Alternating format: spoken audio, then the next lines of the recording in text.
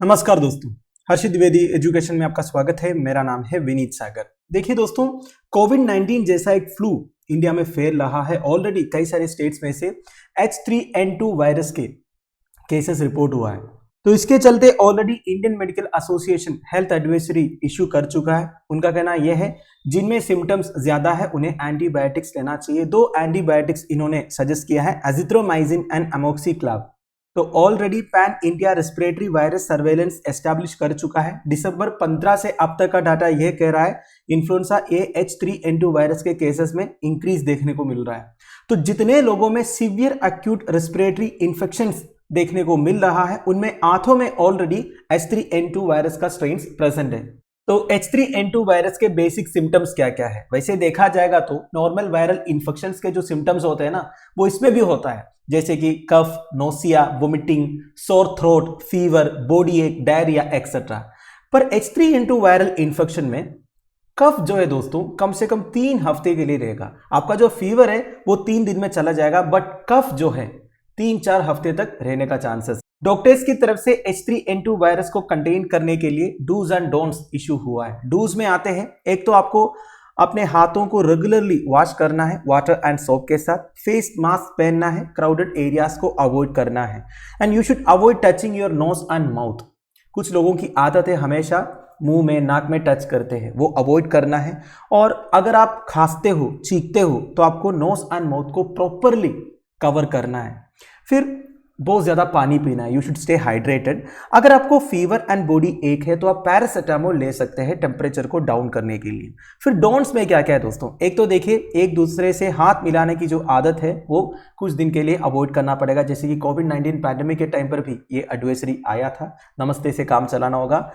You should never spit in public places में थूकना नहीं है, ये अभी के लिए नहीं, कभी भी आपको पब्लिक प्लेसेस में थूकना नहीं है। फिर देखिए, सेल्फ मेडिकेशन अवॉइड करना है दोस्तों। देखिए, मैंने आपको बोला 2 एंटीबायोटिक्स के बारे में, एजिथ्रोमाइसिन एंड अमोक्सिक्लाव। ऐसा नहीं आप सीधा सीधा फार्मेसी में जाके ये एंटीबायोटिक्स लोगे और लोगे, ऐसा नहीं करना है आपको। आपका फीवर या सिम्टम ज्यादा है, सबसे पहले आपको डॉक्टर से मिलना होगा, डॉक्टर के प्रिस्क्रिप्शन से ही आपको एंटीबायोटिक्स लेना है। You should never self medicate and you should not eat while sitting close to others. अगर किसी के साथ बैठे हो तो खाना नहीं खाना है, अकेले में जाके खाना खाना सही रहेगा, किसी के साथ बैठ के खाना नहीं। तो ये है दोस्तों H3N2 वायरस के बारे में। नाउ मैंने आपको बताया था H3N2 वायरस जो है इन्फ्लुएंजा ए का सब टाइप है। वैसे देखा जाएगा तो there are 4 types of influenza viruses, A, B, C and D। Influenza A and B viruses के कारण सीजनल एपिडेमिक्स ऑफ डिसीज वगैरह होता है लोगों में, जैसे कि आपने फ्लू सीजन के बारे में सुना होगा दोस्तों। देखिए, साल में कुछ महीने ऐसे होते हैं जब वायरल इन्फेक्शंस वगैरह बहुत ज्यादा होता है, लोग ज्यादा ही बीमार हो जाते हैं। तो ये सबका कारण ये influenza A and B viruses है। Now influenza A viruses are the only influenza viruses known to cause flu pandemics, that is global epidemics of flu disease. तो देखिए, जितने फ्लू पैंडेमिक्स वगैरह होते हैं, जब ज्यादा ही लोगों को बीच में वायरस फैलने लगता है ना, वो सबका कारण इन्फ्लुएंजा ये वायरसेस होता है। पैंडेमिक वैसे कब होता है दोस्तों? When a new and different influenza A virus emerges that infects people, has the ability to spread efficiently among people and against which people have little or no immunity। तो basically influenza A virus का एक नया strain जब emerge होता है, वो जब लोगों को इन्फेक्ट करता है और वो वायरस के पास एबिलिटी है लोगों के बीच में बहुत जल्दी स्प्रेड होने का, जब लोगों के पास इम्यूनिटी नहीं रहेंगे, तो इस कंडीशन को पैंडेमिक कहते हैं। ठीक है, तो influenza A and B viruses के बारे में आपको समझ में आ गया होगा। बेसिकली ये फ्लू का, तो basically influenza A virus and influenza B virus के कारण सीजनल एपिडेमिक्स वगैरह होते हैं। नाउ इन्फ्लुएंजा सी क्या है दोस्तों? Influenza C virus infections generally cause mild illness and are not thought to cause human epidemics. तो ध्यान दीजिएगा, इन्फ्लुएंजा सी वायरस के कारण केवल माइल्ड इलनेस होगा और इसकी वजह से कभी भी ह्यूमन एपिडेमिक्स वगैरह नहीं होगा। अगला है इन्फ्लुएंजा डी वायरसेस।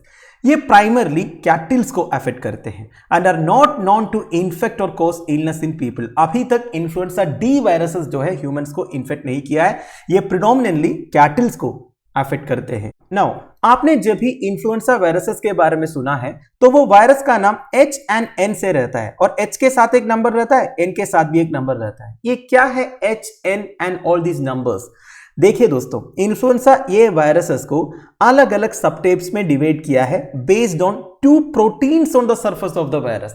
तो बेसिकली इन्फ्लुएंजा ए वायरसेस के सरफेस में 2 प्रोटीन्स रहते हैं, एक है हेमाग्लूटिनिन, सेकंड है न्यूरामिनिडेज।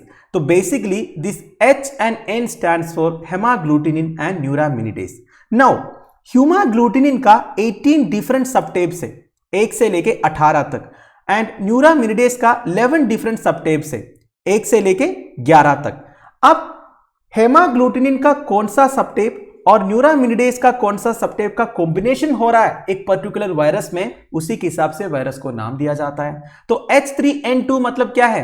हेमाग्लूटिनिन का 3rd सबटाइप एंड न्यूरामिनिडेज का 2nd सबटाइप, इन दोनों का कॉम्बिनेशन है H3N2 वायरस। तो दोस्तों दैट्स इट। आई होप आपको वीडियो इंफॉर्मेटिव लगा होगा। देखिए, कोविड-19 जैसा ही एक फ्लू है, बहुत जल्दी स्प्रेड हो जा रहा है, तो आपका लोकल हेल्थ अथॉरिटीज का जितने भी हेल्थ एडवाइजरीज वगैरह होगा उसे आपको कंप्लीटली फॉलो करना है। साथ साथ में देखिए, आपका पर्सनल हाइजीन तो आपको मेंटेन करना ही करना है दोस्तों। जैसे कि कोविड-19 पैंडेमिक ने हमें बहुत कुछ दिखाया है, क्या क्या करना है क्या नहीं करना है, तो वो सब आपको प्रॉपर तरीके से फॉलो करना है। So thank you for watching, bye bye.